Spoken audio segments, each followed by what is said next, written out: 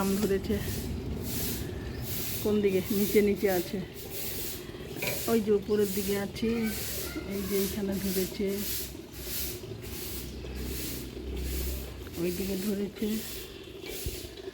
তারপরে এই সাইডে ধরেছে। নিচেরগুলো পাকলেও পাওয়া যায়, কিন্তু উপরেরগুলো পাকলে পাখিতে খায়, না হলে ফেলে পরে নষ্ট হয়, পড়ে যায়, উপর থেকে পড়ে যায়, দিয়ে নষ্ট হয়ে যায়। আর না হলে পাখিতে অল্প খায়, দিয়ে ফেলে দেয় পাকলে। ওই জন্য উপরেরগুলো তুলে নিলাম, উপরেরগুলো তুলে পরে আচার করব। আর একটা কাঁঠাল হয়েছে, কাঁঠাল একটাই হয়েছে না, কাঁঠাল বেশি হয়নি, একটা হয়েছে। এবারে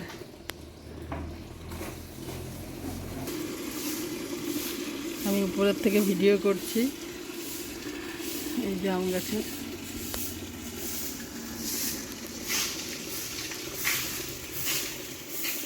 এই চারটি আমাদের গাছ থেকে পাড়া হলো আচার করার জন্য। আছে অনেকগুলোই, কিন্তু বড় এই চারটি হয়েছে, উপর দিকে ছিল, সেই জন্য এই চারটি পেড়ে নেওয়া হলো। পেকে গেলে আবার পড়ে যাবে, নষ্ট হয়ে যাবে। রে হ্যাঁ, চলে আসো। এগুলি সব কাটো, কেটে পরে রোদে দেবো। আমাকে হেল্প করলে পরে আচার দেবো, নাহলে আচার নাই। বড় বড় বেশ আমগুলো হয়েছে বলো গাছে। হ্যাঁ, বেশ বড় বড় হয়েছে তো। ছোট নিচেরগুলো ছোট ছোট আছে। এই যে এখন আম কাটা চলছে, সন্ধ্যাবেলায় আচার করব। মাস্টার আমাকে হেল্প করছে, দুয়ে মিলে করি কাজ। আচার, টক মিষ্টি না ইলাচ যাই হবে।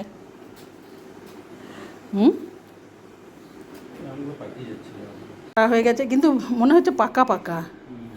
হ্যাঁ, পেকে গেছে নাকি? ও ও, এই আমগুলি কাটা হয়েছে, এরপরে নুন আর হলুদ দিয়ে একটুখানি রোদে দেবো। একটু নুন আর হলুদ দিয়ে এগুলো মাখিয়ে রেখে একটুখানি রোদে দিয়ে দেবো, 1/2 ঘন্টার মতন রোদে ছেড়ে দেবো। তারপরে সন্ধ্যাবেলায় এগুলো বানানো হবে।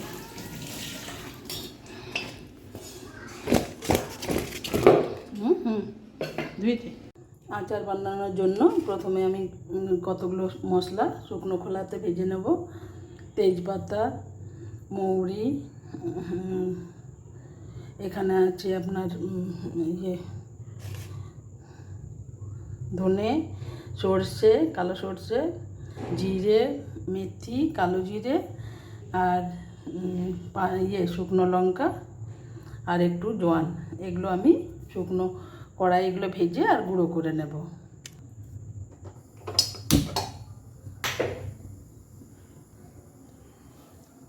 শুকনো লঙ্কা আর তেজপাতা বাদ দিয়ে সবগুলো ঢেলে দিলাম। এগুলো একটু হালকা হাতে ভেজে নেব। এগুলো প্রায় ভাজা হয়ে গেছে, এবার নামিয়ে ঠান্ডা করে নেব।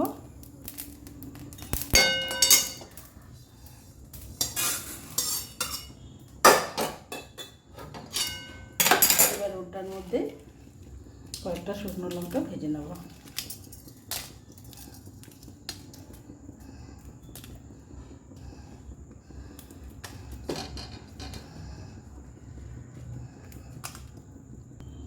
শুকনো লঙ্কাগুলো ভেজে নিলাম, দিয়ে এবার এটাকে মিক্সিতে গুঁড়ো করে নেব। এই মশলাটা মিক্সিতে গুঁড়ো করে নেব। এই যে এটা এবার মিক্সিতে গুঁড়ো করে নিই। এটা গুঁড়ো করা হয়ে গেছে, একটু দরদরা টাইপের হবে।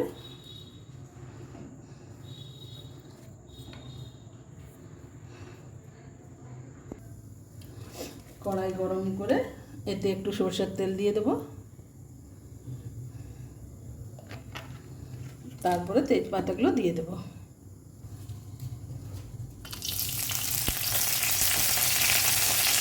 এবার আমগুলো দিয়ে দেবো। আমগুলো দিয়ে খানিকক্ষণ নাড়াতে হবে। একটু ভাজা হয়ে গেছে, এবার এর মধ্যে আমি গুড় মেশাবো। এটা মল্লিকা আম তো একটু বেশি গুড়টা দিতে হবে। মল্লিকা আম কাঁচাতে টক আর পাকলে পরে খুব মিষ্টি লাগে, ওই জন্য গুড়টা একটু বেশি দিতে লাগবে।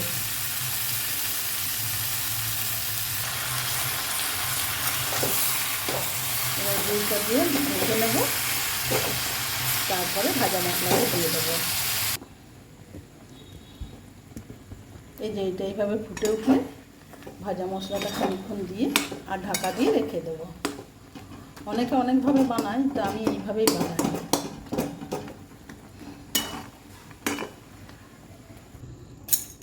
এবার ভাজা মশলাটা দিয়ে দিচ্ছি উপর থেকে।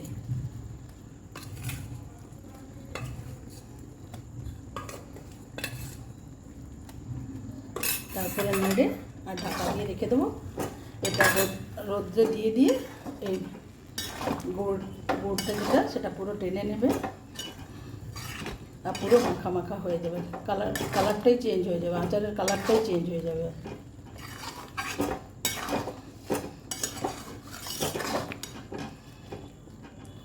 এটা রোদ্রে দিয়ে দিয়ে পুরো গুড়টা শুকিয়ে নেব, তারপরে খাওয়া যাবে। এই যে আমার আচার রেডি। আমের টক মিষ্টি আচার আমার তৈরি। এবার এটাকে রোদে দেবো, রোদে দিয়ে দিয়ে পুরো শুকনো হয়ে যাবে, তারপরে খাবো পুরো শুকিয়ে গেলে।